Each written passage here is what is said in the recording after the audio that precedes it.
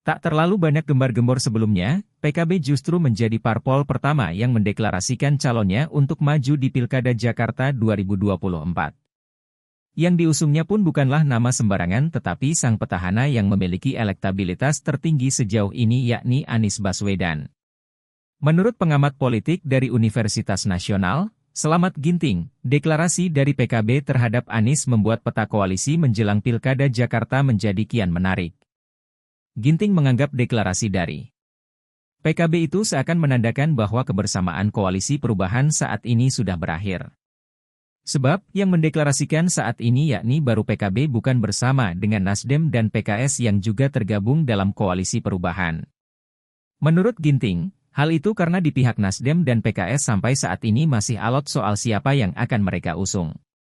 Ginting melihat sebagai parpol pemenang di Jakarta nampaknya PKS terkesan terlalu menaruh harga tinggi untuk mengusung Anies. Salah satu dugaannya PKS meminta Anies untuk memilih kadernya sebagai cawagup di Pilkada Jakarta. Sementara itu, Nasdem selaku parpol yang juga masuk dalam koalisi perubahan hingga saat ini belum mengusulkan nama Anies. Dalam beberapa kesempatan, Nasdem menyampaikan bahwa mereka mengutamakan kadernya untuk dimajukan di Pilkada Jakarta.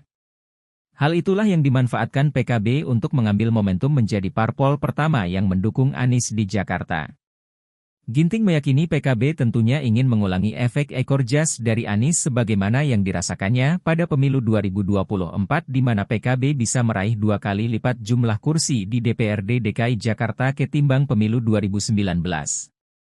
Langkah gercep itu membuat PKB bisa menjadi kingmaker dalam percaturan politik di Pilkada Jakarta.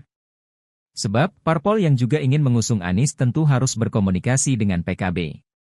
Menurut Ginting, opsi itu bisa saja terjadi mengingat hubungan PKB dengan parpol-parpol yang ada dalam KIM relatif cukup baik, dibandingkan jika motor penggerak Anies berada di PKS. Selain itu terbuka jika PKB mengajak serta PDIP dalam mengusung Anies mengingat kursi PKB belum cukup untuk bisa mencalonkan paslon di Pilkada Jakarta.